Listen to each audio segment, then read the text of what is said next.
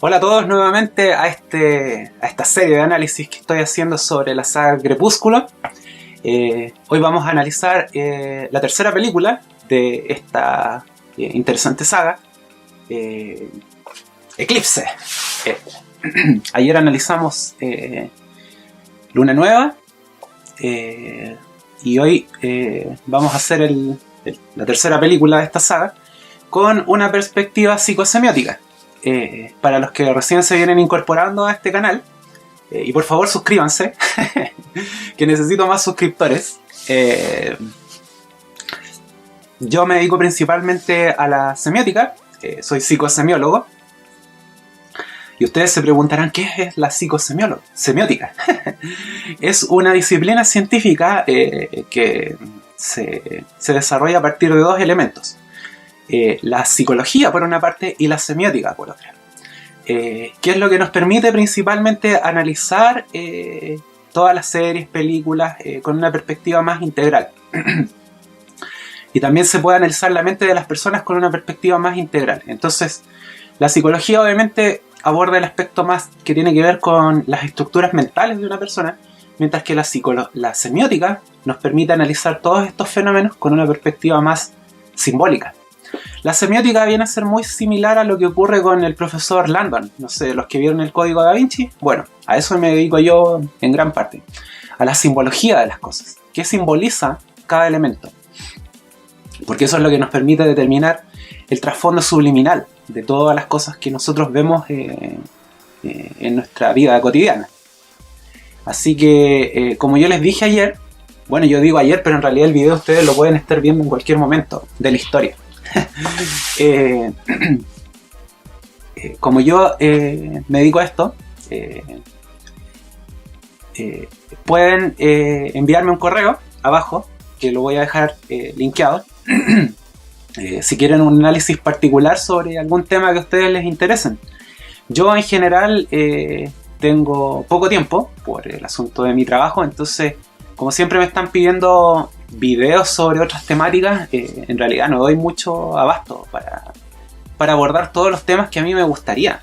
Entonces trato de hacer la mayor cantidad de trabajo que tengo. Y yo inicié el canal con ese fin, o sea, tratar de que ustedes puedan ver en estos procesos de comunicación de masas aquellos elementos del trasfondo subliminal del que está hablando y cómo estos personajes están configurando sus estructuras mentales. Y están dándonos pautas sobre, en el fondo, cómo tenemos que comportarnos en el día a día. Y por eso, como yo les digo, los que deseen que yo les haga un análisis más particularizado, me envían un mail, obviamente me tienen que pagar, y yo les hago el análisis por medio de un audio, que puede ser, les puedo analizar un personaje en particular, una serie en particular, algún sueño que ustedes tengan, porque con este método de análisis interpretativo también es muy interesante porque yo también analizo sueños de las personas. Entonces, si tú tienes un sueño que te resulta bien conflictivo de interpretar o que lo consideras interesante, me escribes y lo acordamos. Y yo te voy a enviar un audio explicándote el trasfondo simbólico, psicosimbólico de tu sueño. Lo mismo si tienes un tema tuyo propio, de tu psicología. Si quieres conversarlo, también me lo escribes, un tema muy particular, algo que te complique, lo conversamos y yo te puedo dar un consejo en ese sentido también. Te puedo hacer un coaching psicológico. Así que, para que sepas un poco que ahora tienes las posibilidades de estar en contacto más directo conmigo. Por eso estoy tratando de hacer estos videos donde se vea al Roberto más real. Más que el Roberto que sale en los videos de Harry Potter, que era más estructurado. Que ahí recién estaba empezando en este asunto, entonces uno tiene que aprender a hacer estos videos. Así que eso por una parte. Y por favor, los que no se han suscrito todavía, suscríbanse, porque eso me ayuda harto a mí. Yo necesito más suscriptores. Y denle me gusta al video. Y todavía ni han visto el video y les estoy pidiendo que digan me gusta. Pero no. Ahora vamos con el análisis de Eclipse, la tercera película de la saga Crepúsculo. Como ustedes saben, esta saga, yo les dije ayer, es una guía, principalmente para los jóvenes, para aprender un poco cómo lidiar con las vicisitudes del amor adolescente. Obviamente, ya analizamos en el video de Crepúsculo que el principal conflicto de Bella tenía que ver con saber si ella iba a encontrar el amor de su vida, a pesar de que sus padres habían tenido un quiebre y por tanto se habían divorciado. Entonces ella parte en este camino del héroe, como le llamamos en semiótica, no sabiendo si va a poder confiar en otras personas, en el amor si va a poder encontrar el amor de su vida. Esa es la tesis inicial de la saga. Bueno, la tesis de esta tercera película, por eso quiero hacer un paréntesis antes de seguir. Es muy interesante analizar estas cosas con esta perspectiva, porque en el fondo ustedes así pueden incluso hacer tesis de grado de estos temas, trabajos universitarios o ensayos, si da para harto. Son temas muy interesantes. Y para eso me pueden pedir asesoría. Pero bueno, volviendo al tema de Eclipse, es muy interesante porque en la práctica Eclipse inicia con una idea muy interesante, que es algo que nos ha pasado a todos en el fondo. ¿Qué ocurre cuando tú te das cuenta que hay personas que empiezan a manipular los sentimientos de los demás? O sea, cuando tú te enamoras de alguien y te das cuenta que la otra persona en realidad te está manipulando. ¿Les suena conocido eso? Yo supongo que a todos nos ha pasado alguna vez. O lo hemos visto como observadores externos. Que hay personas que en realidad, producto de sus miedos y sus traumas del pasado, no tienen la capacidad de amar a otros. Entonces empiezan a manipular los sentimientos de los otros por sus propios temores. Y eso es muy interesante. De hecho, eso es lo que ocurre al inicio de la película. Por eso la secuencia inicial de la película comienza con este joven al que le quitan la vida. Es un joven que va caminando por una calle oscura, con nieblas y ya dando el trasfondo de la película de vampiros.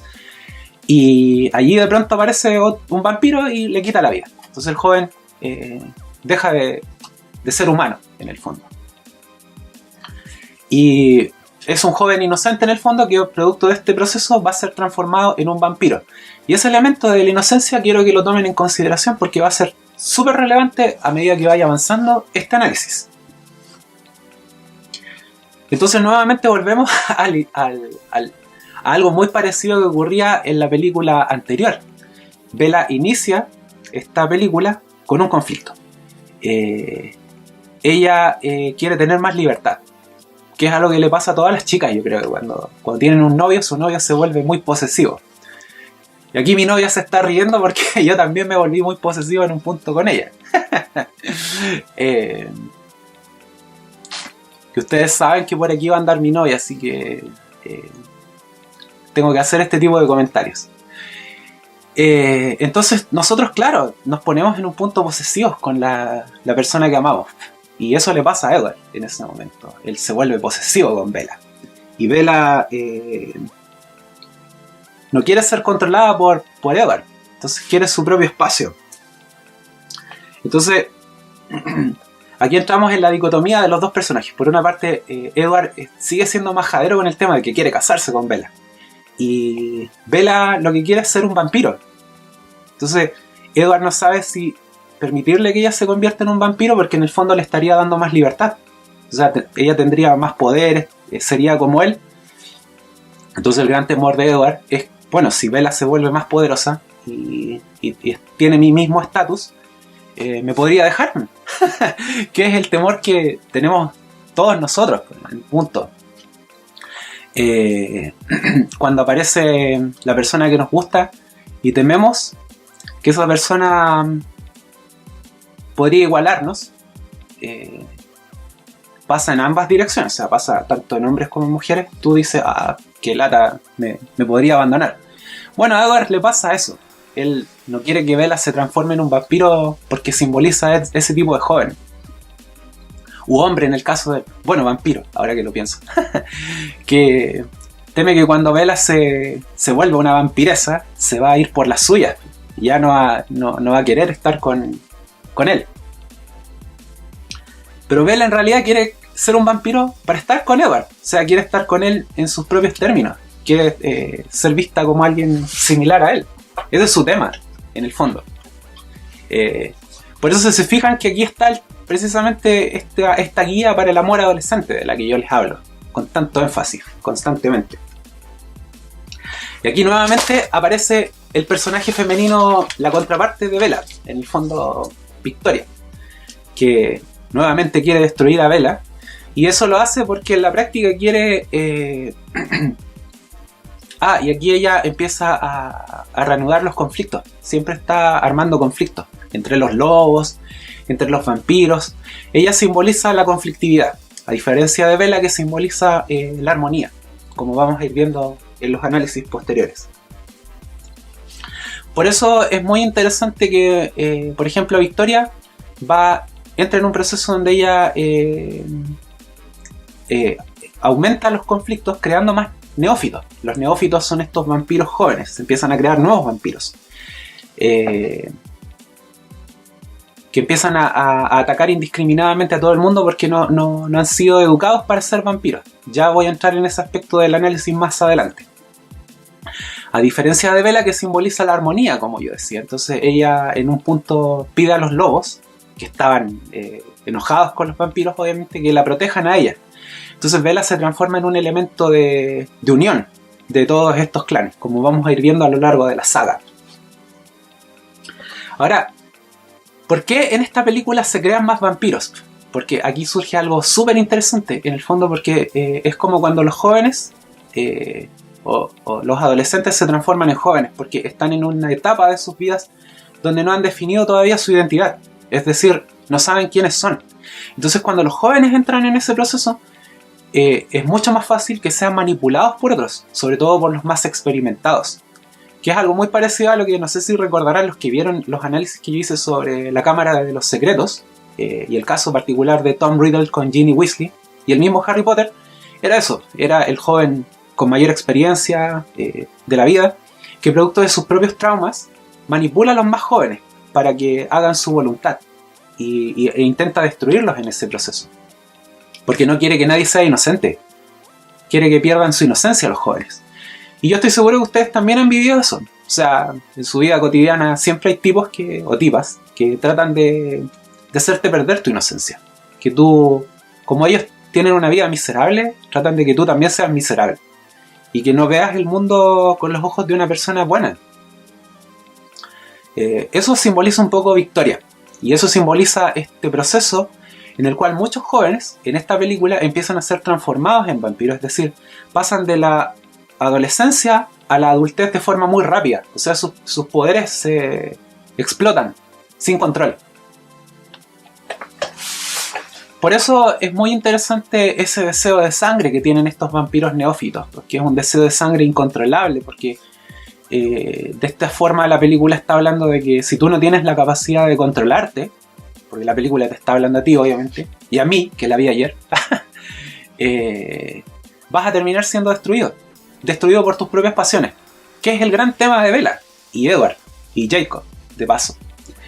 En el fondo, si tú no aprendes a controlar tus pasiones, tus emociones, vas a terminar siendo destruido por ellas, pero más interesante aún, vas a terminar siendo destruido por los adultos que te circundan, que como vamos a ver, de eso trata esta película.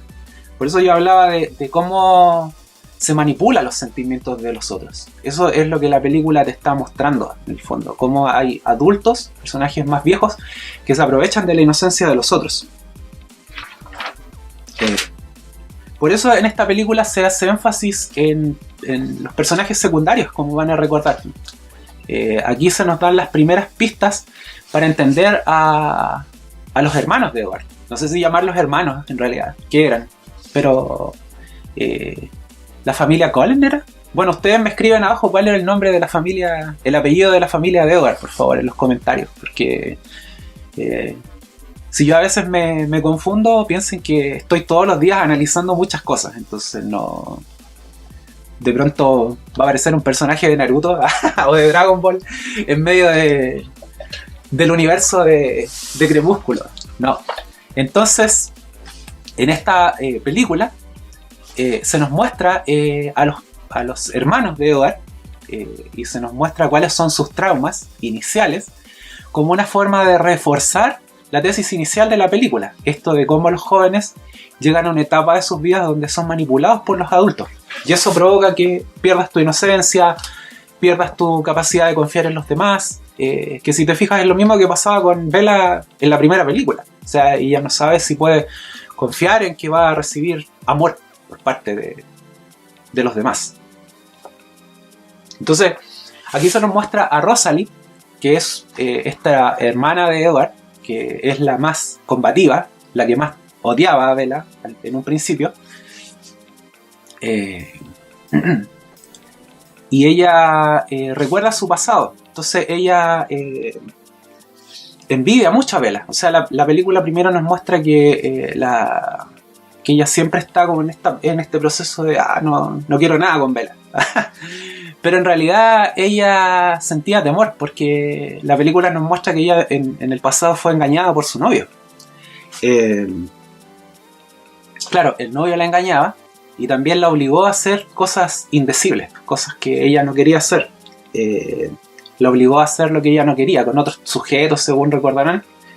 Y por eso ella... su gran conflicto es que no quiere que Bella justamente se deje llevar por sus pasiones, por el amor que siente por Edward, porque ella no sabe si puede confiar de nuevo en otro hombre. Por eso en la secuencia donde se nos muestra su vida en el pasado, ella destruye a su novio, al novio que la engañaba, que la utilizó, en el fondo que manipuló sus emociones. O sea, eso es aquello de lo que está hablando esta secuencia, que si se fijan es coherente con todo lo que vengo relatando, de aquello de lo que habla esta película. Y por eso Rosalie termina destruyendo a su novio. O sea, sus pasiones se desbordan y destruye a todo alrededor. Que es como, no sé, pues, cuando a veces tú tienes un novio y ese novio te engaña o te usa o te manipula y tú le habías entregado toda tu alma a esa persona, obviamente te friqueas, como digo yo, y destruyes todo su mundo. Y dejas de creer en que es posible volver a amar. Entonces ese era el conflicto de Rosalie. Y por eso temía por Bella, en el fondo. Pero se reitera la idea de que en el fondo estás viendo un personaje que en la práctica fue manipulado por alguien mayor, por alguien con mayor experiencia, una joven inocente, a la cual, pum, le rompen el corazón. Y eso mismo lo vamos a encontrar en otro de los hermanos de Edward, en este caso de Jasper. Que como ustedes recordarán, él tenía la capacidad de controlar las emociones. Y era el novio de Alice, que es esta chica que puede ver el futuro, como ustedes recordarán. Es muy interesante a nivel simbólico la relación que se establece entre ellos dos. Porque por una parte, yo pensaba ayer, mientras trotaba, que Alice, por ejemplo, ella puede ver el futuro. Entonces, ¿por qué su novio es alguien que controla las emociones? Porque obviamente ella tiene que estar motivada, tiene que estar alegre, tiene que tener un novio que la haga sentir bien, porque seguramente siempre está todo el tiempo viendo futuros sombríos. Es como Cassandra, el personaje de la Ilíada, que ella tenía la capacidad también de ver el futuro. Entonces, supongo que como Alice constantemente estaba viendo futuros demasiado lúgubres, obviamente necesitaba un novio que le diera esperanza. Entonces, como elemento simbólico, lo considero bastante interesante. Pero en el caso de Jasper, como ustedes recordarán, él era un mayor que luchó durante la guerra civil en Estados Unidos por los confederados. Y él era obviamente un joven muy hermoso, un gran guerrero, un joven muy confiado en el fondo, un joven muy confiado en sus capacidades, que es como empezamos todos. Y en ese proceso, como ustedes van a recordar, él es atraído a una trampa por mujeres jóvenes, porque él confiaba demasiado en sus habilidades y en sus capacidades, entonces no tenía criterio para determinar cuándo existía peligro a su alrededor. Entonces es su confianza, es su inocencia en el fondo lo que lo hace perderse. Entonces, atrapado por un grupo de mujeres vampiresas, que se lo chupetean entero y lo convierten en un vampiro. Entonces aquí entramos en ese proceso donde él se vuelve novio, según recuerdo, de una vampiresa más experimentada. Y como ustedes recordarán, también lo manipula él. Manipula sus emociones, lo utiliza para su propio beneficio. Entonces se reitera lo que yo les decía en relación a lo que ocurría con Rosalie. O sea, él es un joven inocente a su forma, obviamente, que pierde su inocencia en este proceso de interactuar con el mundo adulto y de dejar que sus pasiones se vayan de forma demasiado desenfrenada. Es decir, su gran capacidad de combate, sus grandes habilidades físicas, su hermosura. Entonces él confiaba demasiado en sí mismo. Y eso hace que él se pierda y que sea manipulado por otra persona. Entonces él pierde su inocencia. Por eso cuando aparece Alice es tan importante para él, porque en la práctica, en medio de toda esa confusión que él siente, cómo sus emociones se desbordan, finalmente Alice, que tiene justamente la capacidad de ver el futuro, es el personaje que le permite ver que el futuro también puede ser controlado y que él puede alcanzar control y equilibrio en su vida.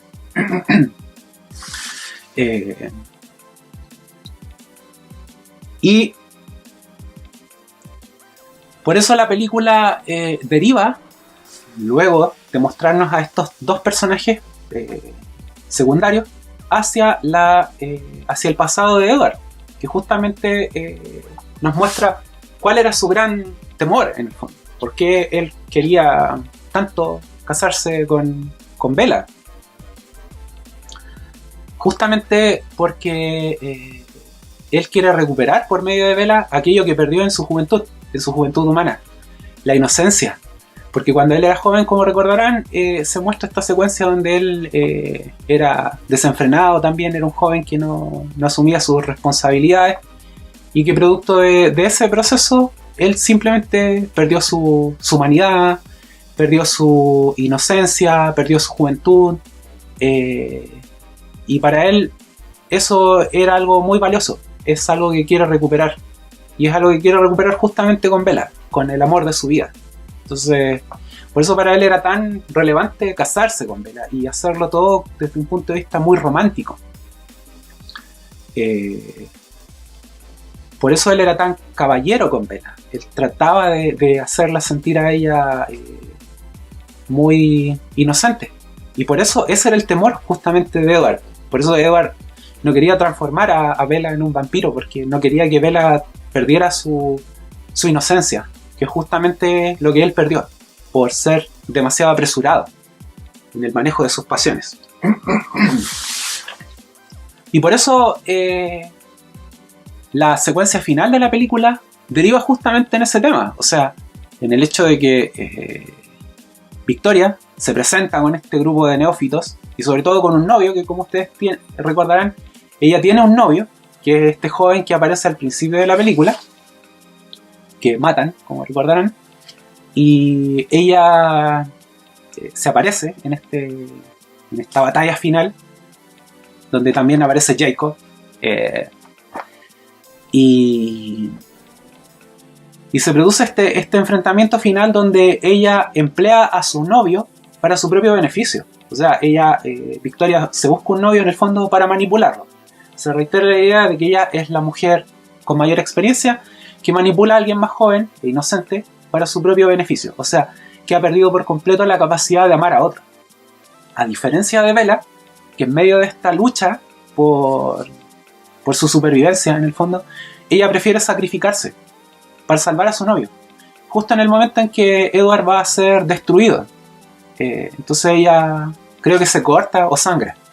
Entonces eso produce que el novio de Victoria, producto de su pasión desenfrenada, no pueda controlar su sed de sangre. Y eso permite tanto a Edward como a Jacob ganar esta batalla final. Y de paso destruir a Victoria, que es destruida porque no tiene la capacidad de amar a otros, justamente. O sea, se destruye porque lo único que hizo fue buscarse un novio para manipularlo. Entonces yo estoy seguro que ustedes conocen personas que se buscan novios o buscan estar en relaciones de pareja para manipularlos y en el fondo para sacarse la rabia, porque en el fondo fueron en el pasado manipulados por otros. Y ahí ustedes, los que todavía son inocentes, yo les digo que tengan cuidado, o sea, que traten de determinar rápidamente si la persona con la que están los está manipulando o simplemente o los está usando o realmente los ama. Es que yo creo que también esa es la gran dificultad que nos muestra la película. Cuando entramos en una relación no sabemos si la persona nos ama realmente o nos va a manipular, que era lo que pasaba al principio de la película, con Bella y con Edward. No sabían si el otro lo amaba por sí mismo o lo estaba manipulando. Y por eso la película finaliza con esta idea, en el fondo, que Bella deja de temer sufrir por otro. Dice, ok, ya voy a dejar de temer por el hecho de que esta persona pueda manipularlo. Me voy a entregar simplemente y voy a dejar que sea Edward quien decida si va a ser una persona noble. Y lo mismo ocurre con Edward, a su vez. Que es muy interesante porque ahora que lo pienso, justamente en vivo, por eso estos análisis son interesantes porque las ideas van saliendo en el momento. Es muy parecido a lo que ocurría en el análisis que hice de Eclipse, no, de Luna Nueva. Sí, Luna Nueva. Porque justamente Bella llega a ese proceso de epifanía, donde comprende algo importante para ella. Y en este caso, comprende que tenía que dejar de preocuparse de si Edward la iba a manipular o no, y tenía que disfrutar de su relación, ¿no? Y ella tenía que en el fondo no manipular a su pareja, no hacerle el mal a ella, a él, en este caso. Así que yo creo que por ahora voy a dejar el análisis hasta acá para que el video no salga tan largo. Así que yo les voy a pedir que me comenten abajo, que le pongan me gusta, ahora que vieron el video, y que comenten, que me digan que otros elementos de la película que ustedes hayan notado y que les parezcan interesantes. Y yo reitero, todos los comentarios aquí son valiosos. O sea, no necesitas hacer un súper análisis psicosemiótico como los que hago yo, o psiquiátrico como los que hace mi novia. Simplemente escriban lo que ustedes quieran y pasémoslo bien, si esa es la idea de esta comunidad. Entonces participen porque así nos vamos todos leyendo. Como yo les dije, yo leo todos los comentarios. Lo que pasa es que no puedo siempre estar respondiendo por un tema de tiempo.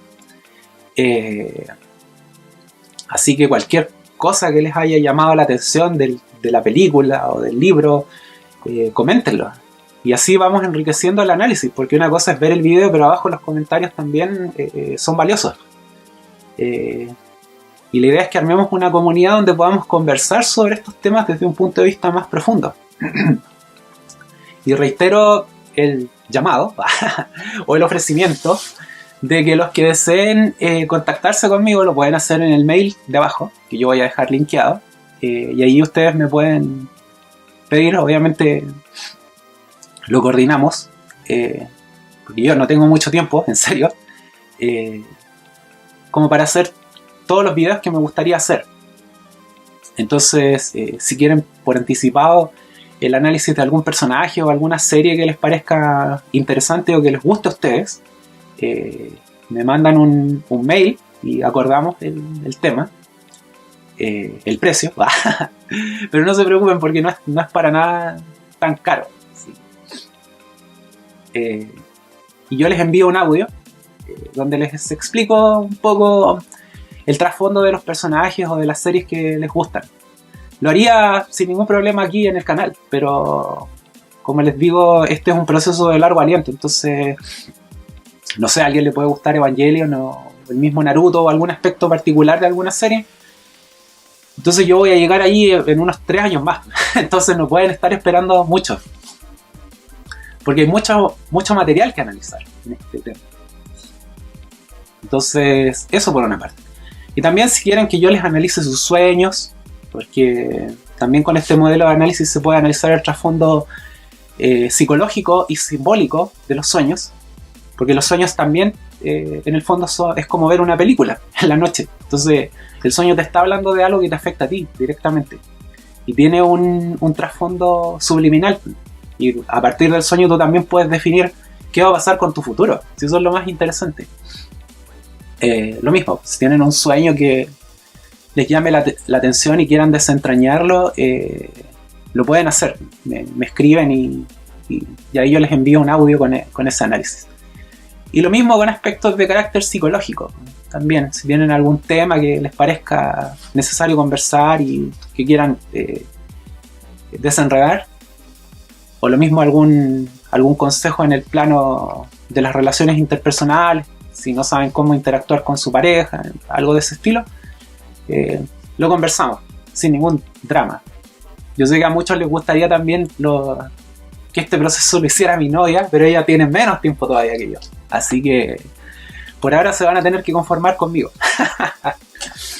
Ya pues, muchachos y muchachas, chicas y chicos, fue un agrado estar con ustedes hoy, nuevamente haciendo estos análisis, y nos vemos en el siguiente video. Así que pásenlo bien y sean felices. ¡Chao!